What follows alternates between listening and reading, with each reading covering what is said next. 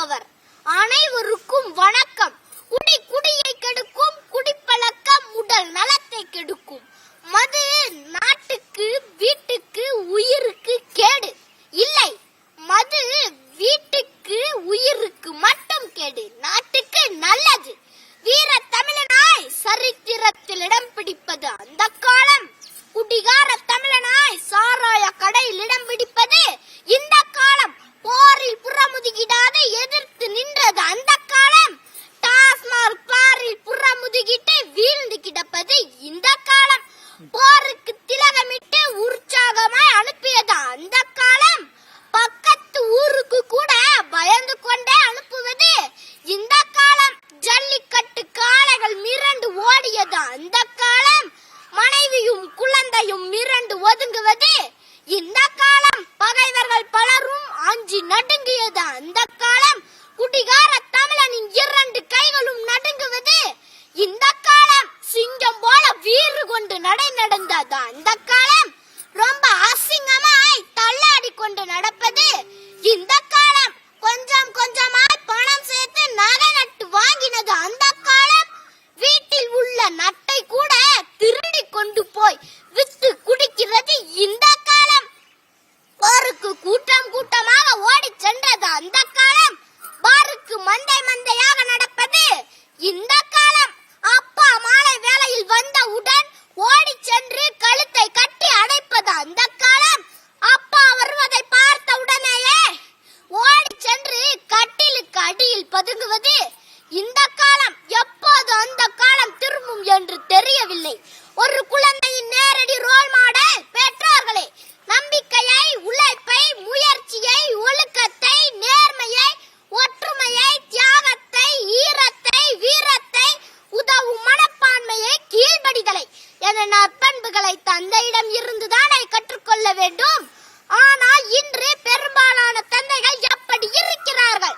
எப்படி வீட்டுக்கு வருகிறார்கள்? தள்ளாடி கொண்டு வருகிறார்கள், போய் பேசுகிறார்கள், அலங்கோலமாக வீட்டுக்கு வருகிறார்கள், வீட்டிலேயே திருடுகிறார்கள், அடித்து பிடுங்குகிறார்கள், குளிக்காமல் அழுக்காய் இருக்கிறார்கள், அழுக்காய் திரிகிறார்கள், நேரமாகி வீட்டுக்கு வருகிறார்கள், சில சமயங்களில் வருவதே இல்லை, சாப்பாட்டை இறைத்து சாப்பிடுகிறார்கள், அம்மாவை அடிக்கிறார்கள், நடு வீட்டில் வாந்தி அடிக்கிறார்கள். எந்த பெற்றோராவது மாலை ஆன உடன் தனது குழந்தையை உப்பு மூட்டை தூக்கி விளையாடுகிறார்களா? என் கண்ணே, என் செல்லோ, பள்ளியில் என்ன சொல்லி தந்தார்கள் என்று கொஞ்சுகிறார்களா? குடியில் இடுங்கி சிவந்த கண்களுடன் திரிகிறார்கள். கல்யாணத்துக்கும் குடி, கருமாதிக்கும் குடி, சந்தோஷத்துக்கும் குடி, துக்கத்துக்கும் குடி, ஆண்களும் குடி, பெண்களும் குடி, அப்பாக்களும் குடி, அம்மாக்களும் குடி, வயதானவர்களும் குடி, வயசு பெண்களும் குடி. குடித்து குடித்து நாட்டை முன்னேற்று, குடி உயர்ந்தால்தான் கோன் உயரும் என்று எல்லோரும் நினைக்கிறார்கள் போலும். நம் நாட்டில் மது கட்டுப்பாடு இல்லாமல் ஆறாக ஓடுகிறது. நேரம், காலம், இடம், பொருள் பார்க்காமல் குடிக்கிறார்கள். வீட்டுக்கு வீடு குடிநோயாளிகள் உருவாகிறார்கள். பள்ளி குழந்தைகள் தொடங்கி முதியவர்கள் வரை குடிநோயாளியாக இருந்தால் எதிர்காலத்தில் நம் மாநிலம் எப்படி முன்னேறிய மாநிலமாக மாறும்? வெறும் லாபத்துக்காக ஒட்டுமொத்த மக்களின் உயிரையும் பணயம் வைக்கலாமா? முன்பெல்லாம் கோயில்களிலும் பேருந்து நிலையங்களிலும் தான் பிச்சைக்காரர்களை பார்க்க முடியும். ஆனால் இன்று தமிழகத்தில் உள்ள அனைத்து மதுக்கடை வாசல்களிலும் சில பிச்சைக்காரர்கள் இருக்கிறார்கள். இவர்கள் மது பிச்சைக்காரர்கள். பிச்சை எடுத்தாவது குடிக்கிறார்கள். கற்கை நன்றே, கற்கை நன்றே, பிச்சை புகினும் கற்கை நன்றே என்றார் அரசனும் கவிஞனுமான அதிவீரராம பாண்டியன். குடித்தல் நன்றே, குடித்தல் நன்றே, பிச்சை புகினும் குடித்தல் நன்றே என்று தப்பாய் புரிந்து கொண்டு விட்டார்கள். நல்லாட்சி நடக்கிற அமைதி பூங்காவான, செம்மொழி தலைக்கிற, தொழில் வளம் மிக்க, நீர்வளம் மிக்க, கற்றறிந்த கற்றோர் ஆளுகிற பல்தமிழ் அறிஞர்கள் வாழ்கிற தமிழ்நாடு இன்று மதுவின் கோர பிடியில் சிக்குன்று சீதறி கிடக்கிறது. இன்று நம் நாட்டில் கணையம், கல்லீரல் வீங்கி, பார்வை சுருகி, பாதி மனிதனாய் அலைபவர்களின் எண்ணிக்கை அதிகரித்து வருகிறது.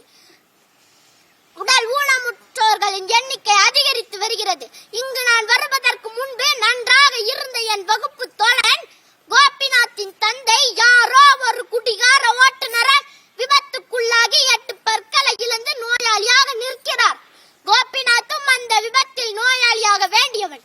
அவனின் தந்தை ஒரு முட்புதரில் தூக்கி வீசியதால் தப்பித்தான். குடியுயர கோன் உயரும் என்ற அவ்வை வாக்கை தப்பாய் புரிந்து கொண்டால் இப்படித்தான் இன்றைய தமிழர் வாழ்வில் பற்றி படர்ந்திருக்கும் பெருநோய் மதுவுக்கு அடிமையாகி விட்ட மனோபாவம். எம் தமிழினம் இந்த மோசமான நோயிலிருந்து மீண்டளவே முடியாதா என்ற அச்சம் என் மனதை அலைக்கழிக்கிறது. ஒரு தனி மனிதன் தள்ளாடும் போது ஒரு குடும்பம் தள்ளாடுகிறது. ஒரு குடும்பம் தள்ளாடும் போது ஒரு சமூகம் தள்ளாடுகிறது. ஒரு சமூகம் தள்ளாடும் போது ஒரு நாடு தள்ளாடுகிறது. அப்படி ஒரு தள்ளாட்டு நோயால் நம் நாடு சிதைக்கப்பட்டு கொண்டிருக்கிறது. தீபாவளி மது விற்பனை 400 கோடியை ஒரே நாளில் எட்டியது என்று எழுதுகின்றன பத்திரிகைகள். இது நமக்கு பெருமையா? மிகப்பெரிய அவமானம், கேவலம், வெட்கக்கேடு.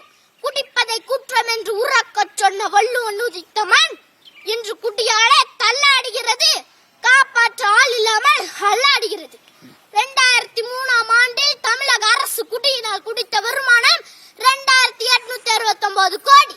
அது படிப்படியாக வளர்ந்து 2014ஆம் ஆண்டில் 29,672 கோடியை எட்டியுள்ளது. இது நம் நாட்டை நம் வளர்ச்சி பாதைக்கு கொண்டு செல்லுமா? கடைக்கோடியில் வாழும் சாதாரண குடிமகனுக்கும் எந்த நாட்டில் கல்வியும் மருத்துவமும் பாரபட்சமின்றி கிடைக்கிறதோ அந்த நாடுதான் வாழ்வதற்கு தகுதியானது. ஆனால் இங்கு மதுதான் பாரபட்சமின்றி கிடைக்கிறது. இனி மதுவே இல்லாத ஒரு புதிய தலைமுறையை உருவாக்குவதுதான் உடனடி தேவை. அதற்கு நமக்கு தேவை சுயநலமற்ற அரசியல். அரசியல் அசிங்கமானால் ஒரு நாடே அசிங்கமானதாக தான் அர்த்தம். என்னோடு வாருங்கள் தோழர்களே, எல்லோரும் இறங்கி சாக்கடையை சுத்தம் செய்வோம். நம் எதிர்காலத்தை தீர்மானிக்க, நமக்கான உலகத்தை உருவாக்க அரசியலை சுத்தம் செய்வோம். நன்றி, வணக்கம்.